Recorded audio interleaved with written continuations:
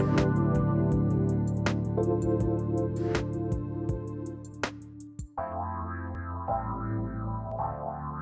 everybody and welcome in. Please come in. I've got a fire here. I'm ready to tell you some stories. I'm ready to spread the joy and the love and all the messages and learnings that I have gained through my own grief and healing journey, and I'd love to share them with you all, so please come in. Okay, I suppose I should start with introducing myself. Seeing as this is our first program, we're here for 6 months with you. I say we, I'm going to introduce somebody to you in a minute, not quite yet, but yeah, so my name is Hannah Velten and I am a grief healer, a writer, and now a radio show and podcast host. So, okay, I'm going to tell you some labels that I would label myself as, and this is quite important and it will kind of become clear at the end of the program. But okay, so I'm a daughter, I'm a sister, I'm a wife, I'm a mother, I'm a stepmom, I'm a sister-in-law, I'm a member, I'm a part of a village. What else? Lots of things. I write, as I said. I've also been a ghostwriter. I've been a journalist. I've been a farm worker. I've been a journalist on Farmers Weekly. And all these labels are what we give ourselves. That's how we define ourselves. And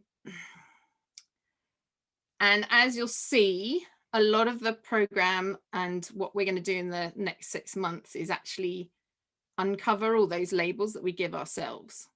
And they kind of limit us in a lot of ways, because certainly in COVID, we're finding now, I mean, there's a lot of similarities between COVID and also what happened when my brother Christian went missing. Huge amount of similarities. And they trigger you to actually, I'm sure you've all been through it over the last year.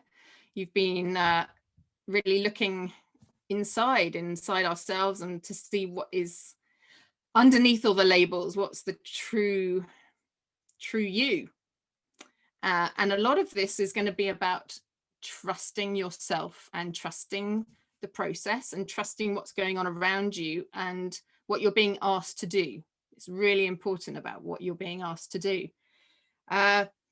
So today, actually on the 18th of January marks, it's so strange how the timing of this has come around. Again, it's like this divine timing, which I'm going to talk about a lot over the next months.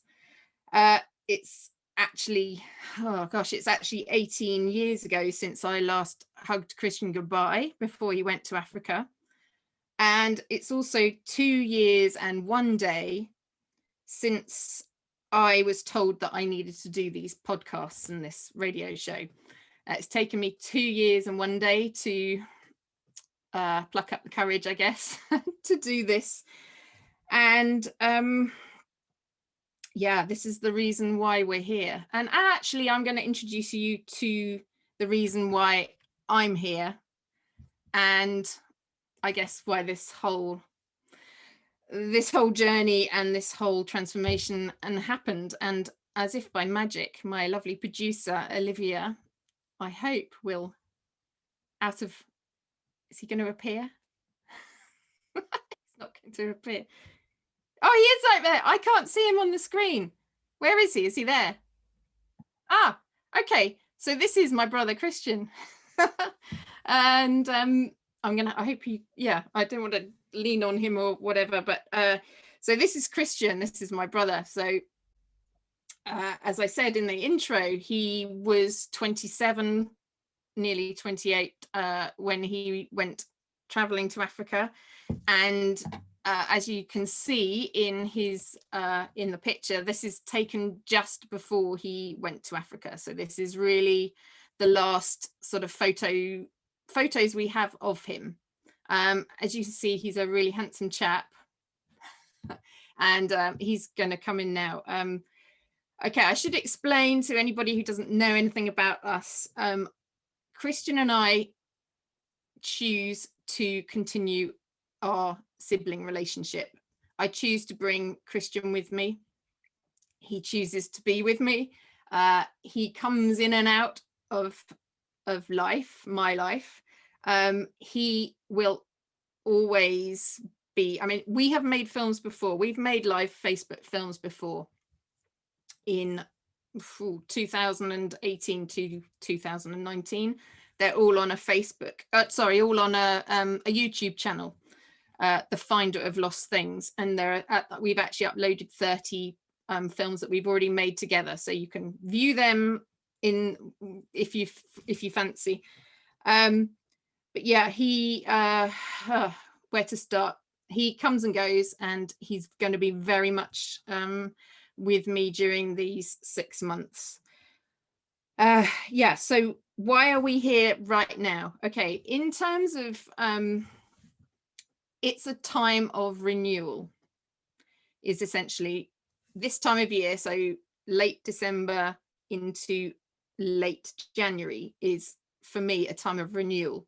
I'll talk a lot about the medicine wheel and the wheel of the year that I have a lot of not reliance on, but I very much watch the cycles of the year and what they mean. So this time is renewal. And as we go into, I know in America, you've got your President Trump and President Biden, the change over. And in England at the moment, I'm in Southeast England, we have another lockdown. We have homeschooling. It's been very chaotic this last couple of weeks. So yeah, my preparation for the show has been somewhat lacking. We are in this massive time of change, and I see it in a very positive way as a time of renewal at the moment. We are going to tell you our story. So from 2003 all the way through to now, because it's been 18 years of a journey both Christian and I have been on. And we are going to just use the ancient art of storytelling. You are going to take out what you need from each episode. We're going to try and tell the story chronologically as it happened to us, so you can see the layers that were opened and how everything happened. Honestly, we're going to start right from the beginning. So, and we're going to be as honest as we possibly can. I don't want to hide anything, because I think being honest and telling the truth, we have to do that. You will take out what you need from our stories. You can either go episode by episode, or you can just dip into episodes if they speak to you on the title or anything. You will get what you need from them. So why are you here with us? We're here to tell you our story. We're here to heal and transform grief in the world. We really do want to provide everybody with a grief ritual that really works, really heals, and really transforms. But I'm wondering, why are you here? What are you searching for? What have you lost? Obviously, for me, it was my brother. Christian will tell you his own story about why he was exploring and what he was trying to find. But I just think we have to have a complete and fierce trust in the process, what we're being asked to do. And everything that's happening around us at the moment is there for us. These things are happening for us so that we can find our true self, and we can really use our voices and do what we're really here to do. I'm just going to introduce you to a song. It's our theme tune. It's called Great White Shark. And I'm sure when you heard the intro, you thought, oh, what's that about a great white shark? I had exactly the same feelings. The great white shark brings a ferocity. It brings a tenacity, plumbing the emotional depths, and using instinct and really focusing on a goal. And that's what Christian and I did to find each other. And this is really a lot about what you're going to find out. It's having that clear goal of what you're missing, what have you lost, and how you can find it. So I'm just going to ask Olivia to play this amazing song, and you will hear all about the person who wrote it and how she wrote it, and what it means for this radio show, this podcast.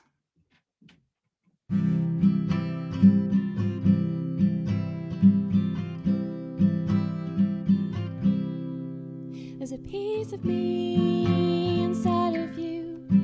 You fan that flame till it burns again. There's a piece of you inside of me, my guiding light, my eternal heat.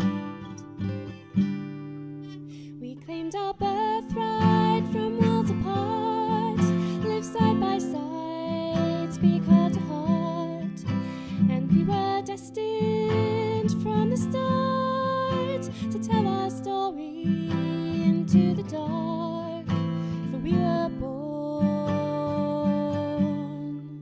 to a great white shark.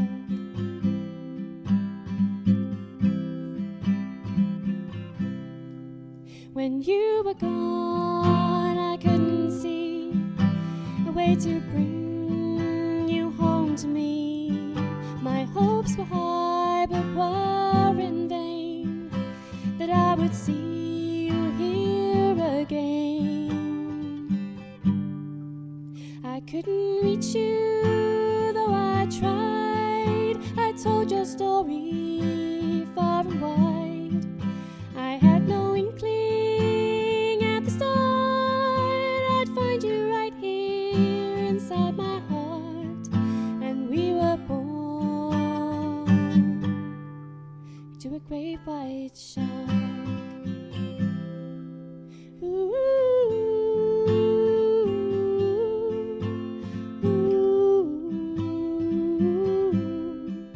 ooh.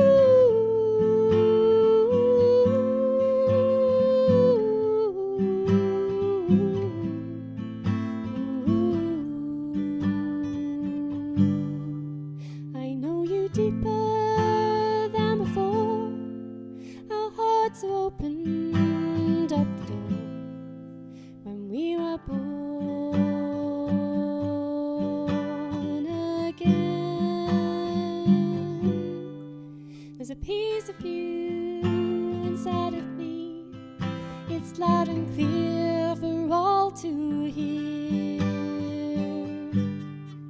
We claimed our birthright from worlds apart, live side by side, speak heart to heart, and we were destined from the start to tell our story into the dark, for we were born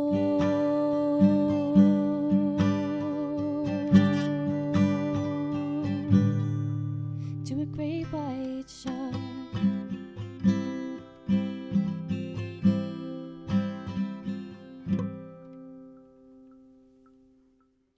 Oh my goodness, I feel emotional listening to that again. I first heard that song on the 15th of September last year. And my good friend, who I'm just about to introduce you to, Laura Gardner, she sent me this text message on WhatsApp with this recording of this song that she just wanted me to hear. And she sort of said it had come from nowhere, and there it was. And anyway, I listened to this song and I couldn't believe it. It was about Christian and I. So I don't want to talk too much more about that. Laura can explain it all, how this song came into being and how we met in the first place, which was rather strange, and how our lives have kind of crisscrossed for the last, 18 months or so. So hi, Laura. Thank you very much for joining me. How are you? I'm good, Hannah. How are you? Yeah, I'm good. I'm enjoying this first show. It's really enjoying it. And so I just want to go back, like, to show people what happens when I was going to say things that happen around Christian and I. Just all these amazing coincidences and this sort of magic seems to happen, and you're a perfect example of something that happened. So can you kind of explain how we met? I know you were just saying that you weren't even supposed to be where we were when we did meet. So Yeah, so we sing, well, it's not at the moment, but we sing in a choir together, don't we? And it was at the gospel social choir. Mm-hmm. Yeah, gospel choir. And yeah, I almost didn't go to the social after we'd done our Christmas concert in 2018, but I did end up there, and by complete chance, I don't think we'd ever spoken before, had we? But by complete chance, I ended up sitting down next to you, and I remember just having, you know, that first chat that you have with people, you know, what do you do? And I can remember very distinctly you hesitated before you told me. Yeah, and well, the funny thing is that this is part of the story, is that I had never really told anyone that I didn't know what I was doing and what I was moving into, the work that I was moving into. So there was this big gulp, and I thought, oh, I'm going to have to just say it because Laura seems okay. Anyway, yeah, carry on. well, it's funny because I'd always been really fascinated by, you know, anything spiritual. So I'm very glad that you did tell me, and I was immediately interested. And I remember you gave me your card, and it wasn't until I think the whole of our break from singing with the choir had almost passed, I was going through some old papers and I found it again, and I just felt really strongly like I ought to contact you. And I remember you did a reading for me, and yeah, I got to know about your story with Christian as well, and sort of looked it all up and was just blown away by it all. So yeah, I guess it was another probably a year later. I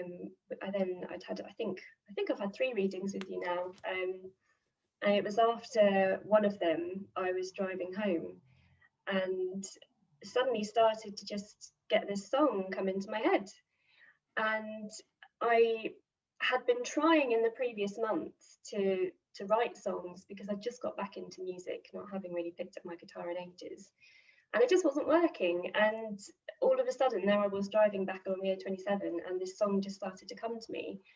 And first of all, it seemed like it was about a really strong heart connection, and I had someone in mind, a really good friend of mine actually, who's far away, and despite the distance, we have this really strong heart connection, and it started to be about that. And then all of a sudden, I remember just this lyric came into my head that seemed to just drop into my lap from nowhere. And it was, "We were born to a great white shark." And I had this really distinct impression that I had no idea where it had come from. It made no sense to me. It didn't feel like it had come from my head at all. But I was just really curious about it. So I went with it, and there was just this spark of an idea at that point. I was like, hang on a minute, what if this is about Hannah and Christian? And I just followed the thread, and I just kept following it. And over the next, I guess it was few weeks, the song wouldn't leave me alone. And it would just come to me. I'd be talking to people, and it would just keep on going round and round my head. And it wasn't fully formed at first. And you know, I've been back over little voice notes that I recorded for myself, and it's morphed and changed, and it feels like it wrote itself. And I just kept on feeling compelled to just keep pushing it forward, and eventually it became this fully fledged song. And as I said, I hadn't ever written a fully fledged song before, and there it was, just it sort of fell out. And then once it was finished, it just really felt like it belonged to you, Hannah. And as you said, I sent you that voice text message, and I remember the feeling of when I'd sent it. It was just like something in me took flight, and it was almost like this thank you that it was out there and it was with the right person, and it just felt so right. Oh, it's so beautiful. I like the whole. I just, it was the first time I heard it, I was just in floods of tears, and I think every time I heard it for ages, I even listened to it earlier today, and I was in floods this morning, so I'm glad I managed composure during that bit. But it was interesting what you said about the heart connection, like the heart to heart. You had a friend that you have that connection with, and there's something here about, sorry, I'm going a little off piece here, but there's something about one of the gospel songs that we actually sang together in that Christmas concert, and it was called Speak to Me.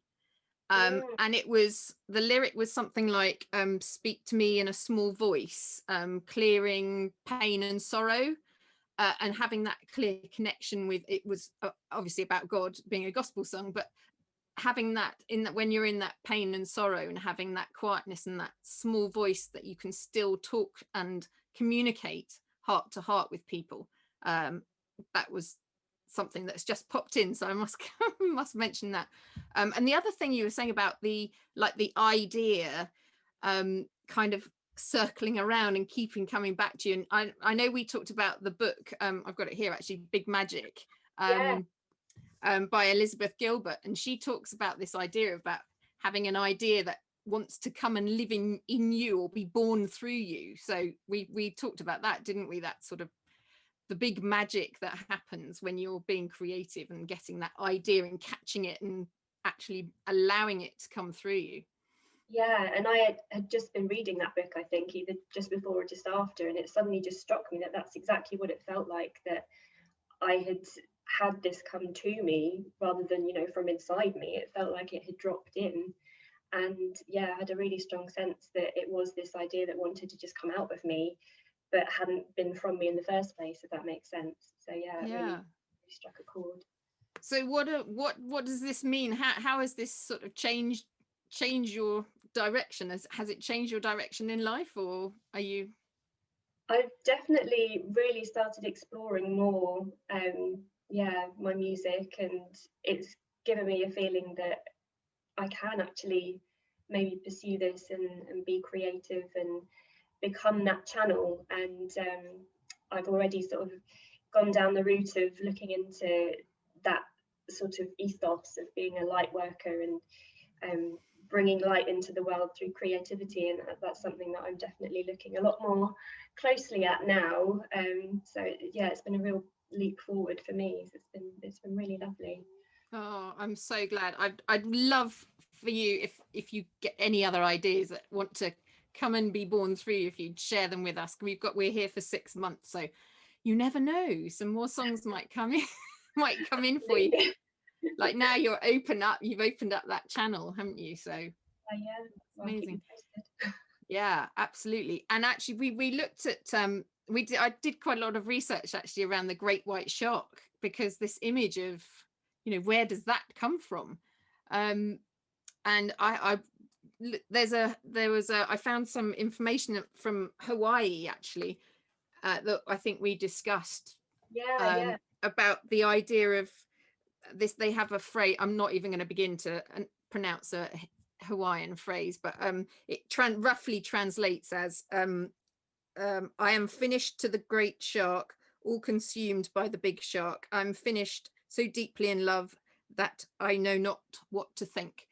And I think, certainly between Christian and I, the search I did for him, and even his explorations as well, we do all these things with love, without any sort of ego thought. It's just something you're driven to do it. And it's like you with your music, you're just driven to create, and you kind of lose yourself in it, don't you?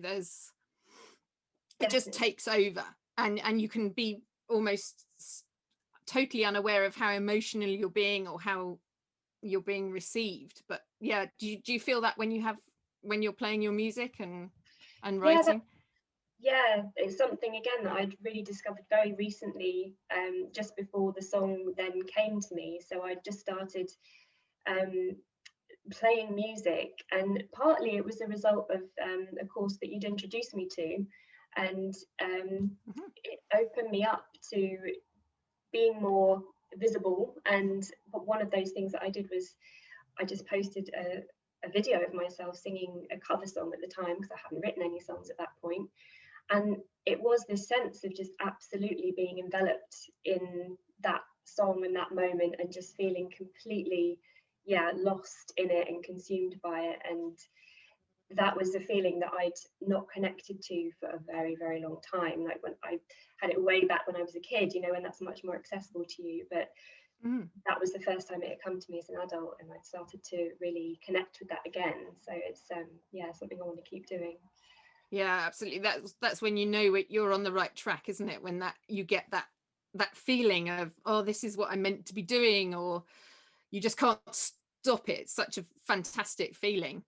And also that was quite interesting about using your voice, because I know obviously we've talked about being and even me doing this radio show and speaking about what I do, and it's that fear of maybe releasing your voice. But I think both of you and I, in the 18 months, I guess, that we've known each other, also have both been through that process of, oh, we've just got to use our voice. We have to, you can't stop it. It's so how did you get over the fear of using your voice? It was more that just a few things fell into place, and I realized how much I was blocking myself. So once I'd seen that quite clearly, I suddenly realized that it was within my control to then just liberate myself and just start to use my voice again. And that feeling of just being present and putting myself out into the world and feeling like I could do that was it was lovely, magical. It is magical, isn't it? And to feel safe doing it. I think once you kind of have to take the step, don't you? You have to do a Facebook Live, or you have to do something, you have to do an action, do something, and then the feeling kind of catches up with you that, oh, actually this is okay, and then it changes your sort of thought process, so you're gonna carry on doing it. It's like releasing a cork from a bottle, I think, and you suddenly think, oh, there's more of this, it can come out. It kind of becomes quite attractive to keep on expressing yourself in that way, I think, and to see what effect it can have around you as well, just to know that, like you said, you're accepted and people are happy to receive that. It's really nice. That's right. Oh well, I hope we have a continued relationship on this show, Laura, and it's been absolutely a pleasure to chat with you as always. And I think we're just going to go for a quick break now, and then we'll be back later on. Thanks very much, Laura. Lots of love.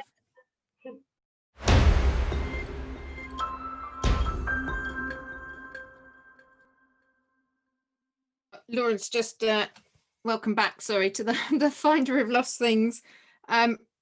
Laura's just pointed out that my top here looks like it's got gills on it, so there you go. I'm bringing the shark theme in. I also wanted to bring in another I call them people, they're not obviously people, but another energy into the show. We've had the shark, and I'd like to also bring in the fox to this session. I work with lots of spirits. Obviously there's Christian. I work with ancestors. I work with animals, spirits, all sorts come in to say hello. Fox came in, and he's been around so much.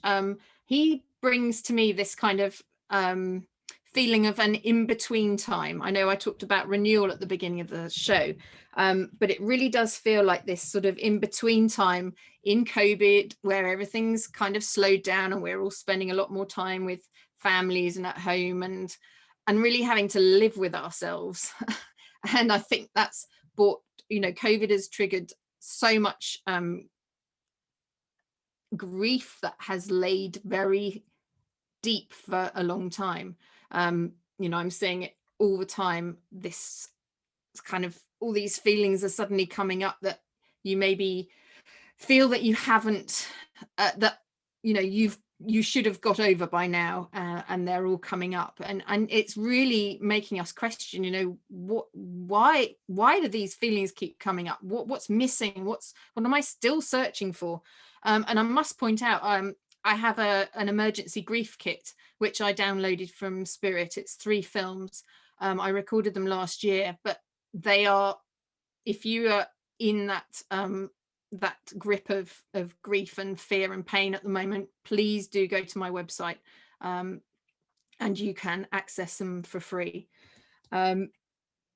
There's, over the years I've been doing this work, people come to me for so many different reasons. Obviously, we have the grief of a missing person. There's also estrangements. There's age-old grief that just has never been processed.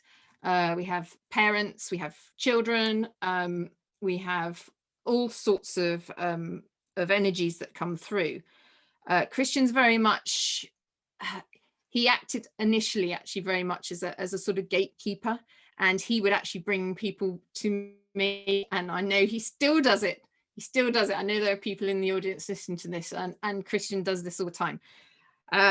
Anyway, and actually Christian, interestingly, I know we just heard Laura's beautiful song, but somebody else has also just come forward who would like to write a poem about Christian, inspired by Christian, and actually write him she called it actually an epitaph, to this young explorer who went off, and actually, like the great white shark, he had a focus, and he was so driven. He so knew what he wanted to get out of his journey to Africa. We're going to talk all about that in the next episode. But I just wanted to say a few other things about the beginning. It's almost like we have our backpack. We kind of see it as a backpack of the lessons we've learned, the messages we've received from Spirit. There are a lot of those in the emergency grief kit and in the films that we've made already together. But there's this real feeling that we have this, we have so much to share. We did an awful lot of things that actually, I won't say wrong, but we made a lot of mistakes, and we took a long time to find, 18 years, we took a long time to find each other. We took a long time to process everything. And we're kind of here to give some shortcuts and to make it a lot easier. But there's one thing that if you're really feeling alone, like I was, I think we don't want to ever be alone. And I think COVID has brought us really, who you are when you're faced with grief. What's missing, what you've got, but it's very clear who you are when you've got that grief. And you might think that you're all alone, and that everything's kind of lost, and when is this ever going to be right? I just have to tell you that all is not lost, and you need to, there's this thing about soul family, calling in help. You can't get help unless you ask for help. Okay, now that goes across, and Christian's talking to me now, that goes across in whatever circumstances you find yourself in life, whether that's asking for physical help, reaching out to somebody, whether that's reaching out to spiritual help. I reached out all the time for physical help, and in the end that physical help wasn't enough to get Christian to me. I then had to ask for spiritual help. I'd never even thought about asking for spiritual help. I wasn't spiritual in the slightest. So for anyone here who's thinking, oh, Hannah must have been doing this for years and this is what she does, we're laughing. It's like people who know me for a long time, they would never have thought I'd be doing this, seriously. But I was desperate. I had no other way. We as a family had no other way of finding Christian. And when everything externally is going to pot, I was going to say something else then, but and you really can't get any help from outside, you need to go within, because there's all the help you could possibly want inside. But I had a massive soul family. I have one in spirit. We all have a soul family in spirit, whether you've had people that passed over or not. You've got ancestors, you've got all your guides, but we'll talk about that in later shows. But actually a client of mine who I'm working with at the moment, she's South African, and they have words for for close family, which is family for like mum, dad, brothers, siblings. And they also have, I hope I pronounce this right, it's Hosan, which is actually like an extended family. So it doesn't necessarily have to be relatives, it can be friends who are like family. And these are the people that you can ask to support you. Okay, if you are the people who you feel good around, the people who give you energy, the people who like spark something in you, like Laura is for me. And all through this journey, once I started to ask for help, these people appeared out of nowhere. Like seriously, like you just need to ask for help. Like soul family, there are so many people and energies out there who are there to help you and support you, and they might just be around for a couple of minutes, you might just meet them, but they are there to help you move forward on your journey. We're all about regaining balance. So obviously Christian going missing, all the grief, all the there might be people listening here who haven't been able to say their farewells to people during COVID properly. They might have got COVID and still be living with the effects of long COVID.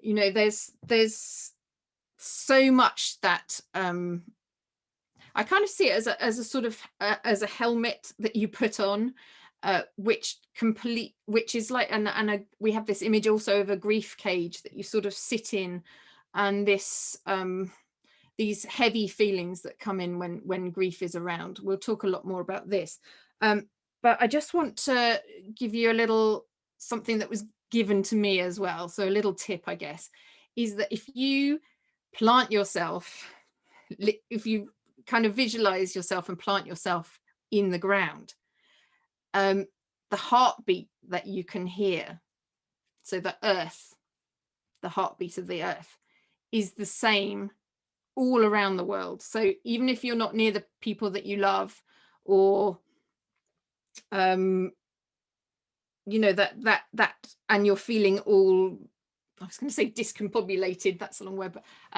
you know, if you're feeling like you're helpless and you're out of control, just kind of ground yourself and listen to that heartbeat of the earth.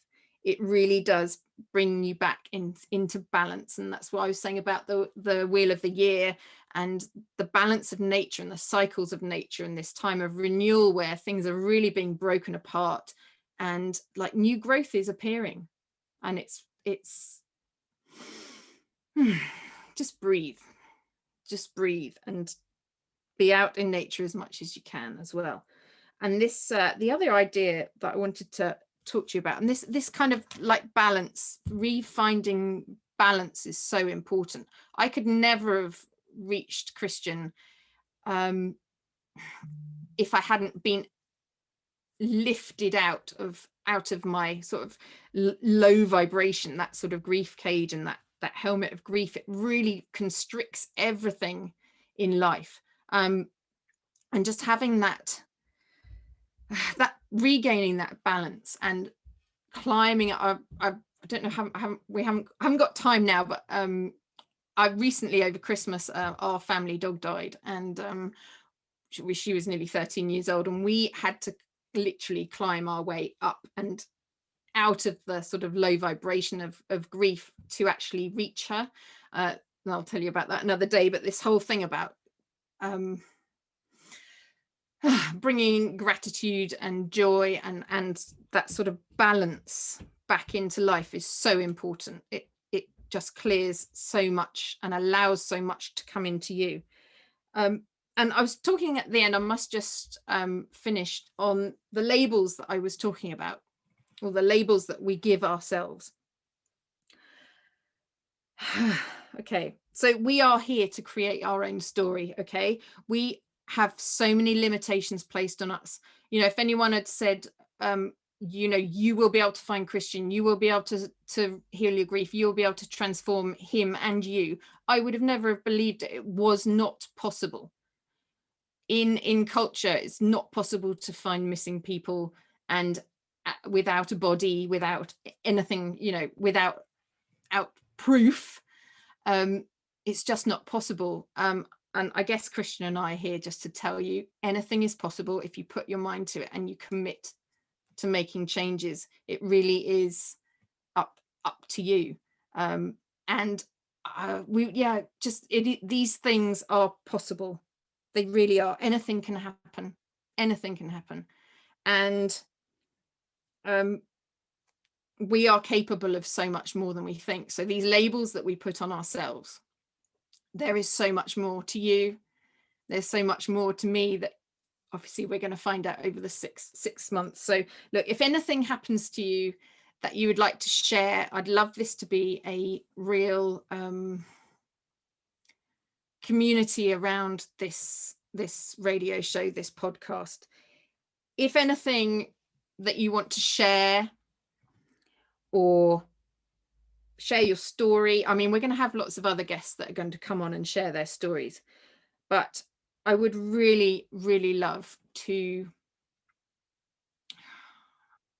have a real transformation here, that people really are able to find a way of dealing with their grief, with fear, with pain, that truly heals and truly transforms.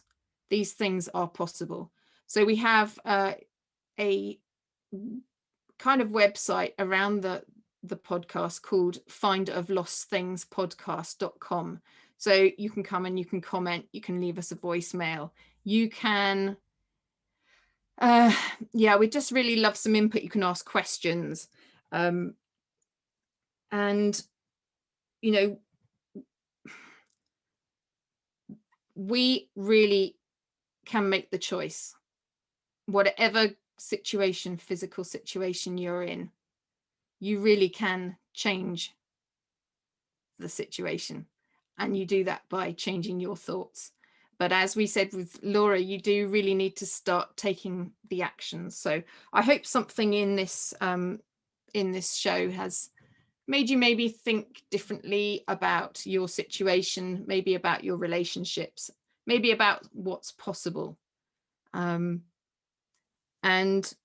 there's another something I just wanted to share about this. I have this image of a spiral, and it really is a process of drilling down into really what is missing. What do you have that you can rely on? And then what is missing? What is really are you searching for? And that relies on the quiet time, and it relies on going within. And I know that's really difficult. I resented and resisted that for so long, but just maybe taking a few moments of your day, just 5 minutes of your day, maybe just to sit in quietness and just see what comes up. We are all here to learn and to grow. Energy doesn't sit still. You know, cycles in nature. Nature doesn't sit still. It's always moving. Christian was always moving. He was an explorer, obviously. And he was walking thousands of miles. Well, he was supposed to be anyway. But he never stopped moving. And there's this Latin saying actually called, "It is solved in walking." That's the translation. And grief keeps you very stuck and very solid and heavy, and it saps that movement from you. And a lot of this is starting to walk again, starting to move again, allowing the ideas to come into you, like with Laura, using your voice, singing, whatever it is. It's walking, it's moving, it's allowing and breathing. It's just allowing everything to start moving and to start to rise. So you have to kind of drill down into what's going on, and that emotional depth using the great white shark, but then it's also softening and opening up and rising and rising. And also, I started on this journey because of my children. Like, I could have quite easily have left Christian as, he's going to say something in a minute. Yeah, I know. I could quite easily have left him in Africa as a lost person. But that wasn't what was supposed to happen. And yeah, the reason I really had to do what I did was because of my children asking about Uncle Christian, and I just couldn't talk about him without crying. There's lots of people who are probably listening to this show who knew me, have known me for quite a long time, and I never mentioned Christian's name. They didn't know I had a brother. And once the children started to ask questions about Uncle Christian, then, oh dear, I said I wouldn't cry. I just knew I had to find out what had happened to him, and I committed to doing it. I had to find out. And you will see from the stories we're going to tell, yeah, we will start right from the beginning. We will talk about what happened when Christian went missing. He can tell his side and I'll tell our side. But yeah, I could not let Christian just be, almost a romantic figure that had gone missing. I didn't want my son particularly to feel that he needed to go and find Uncle Christian. For anybody, I'm sure most people don't know about Mungo Park, who is the explorer that Christian was inspired by, and who he went off in Mungo Park's footsteps. I'm hoping to tell you a lot more about Mungo and his extraordinary story as well. But yeah, I didn't want my son and any future generations feeling that they had to go and do the same trip. And as I've gone on this journey, you do realize that you are part of a long chain of ancestors. There's a beautiful saying about you have 7 generations behind you, and you have 7 generations ahead of you. And if you are the one to decide to heal a long-standing family rift or mystery or grief that's been passed down, it's like you are the hope of the generations, because when you heal, as our story will show, when you heal, you can affect all the generations backwards, and in your actions you affect all the generations forwards. And I'm just getting something about we were talking earlier about having a grief ritual that really works, and I know, having talked to so many people, particularly recently, and why grief is such I was going to say a problem. It's more than that. It's such a weight in the world. It really is. And we can see it now. It's almost getting to dangerous proportions of separation and fear that are in the world. And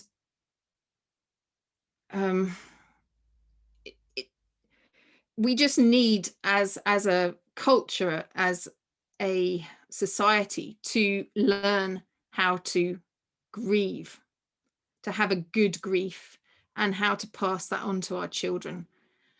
I don't know how long I've got now, probably not much longer, but I was just saying about our family dog that we actually, she passed over on Christmas Day after being with us for nearly 13 years. And I was able to help my family through that process.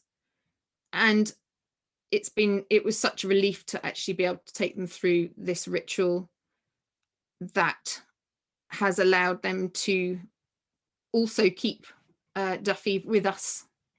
For each one of us, she is still with us and still part of our lives. And actually so Christian sits on my left side, but Duffy also sits by my side as well at the moment. So I just would love to be able to, we would both love to, we have a mission to heal and transform grief in the world, which we will tell you how that mission came up, because that was an awful lot later. But we have this mission to really make a difference now. And Christian is no longer this, as I said before, this sort of lost explorer. He's here. He still is able to connect with people. I know he does that still. And he, his this physical life that he had hasn't been wasted. I know Mum would always say that, it was such a waste losing Christian like that, but actually it's not, because he's here now, and we can still make something out of this, which we will. He's just saying yes. We totally will.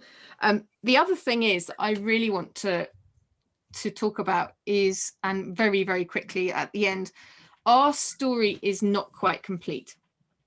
When we'll talk about all this at another episode, but we have one thing that is still missing in our story, and that is some camera cards. Like Christian went off to Africa. He had a stills camera and he had a film camera, and he was attacked in Kita in Mali. This came out during our films that we made together. Those are still out there. I know they're coming to me. Right at the top of the show, I said it's taken me 2 years and a day to do this podcast. And at that time, when I was told I had to do a podcast, I was also told that these camera cards will come back to me, and it will kind of like complete our story, and not prove, but just so that we can kind of really close the story. So they're coming. I don't know when they're coming. They're coming at exactly the right time. So it would be lovely if they're part of this show. But yeah, that's just something I wanted to put in there. So look, next week we're going to definitely talk about Chris. I think Christian's probably going to take over a lot next week, and we're going to go right back to the beginning, which is 2003. But actually, the story starts before that. But yeah, I think that's all I need to say. So lots of love, and if you want to join us, do come to finderoflostthingspodcast.com. And I hope you've got something out of this episode. And if you have, we'd love to know. Do come and have a chat with us. So that's all we need to say. And we'll see you next week. Lots of love. Thank you very much for listening.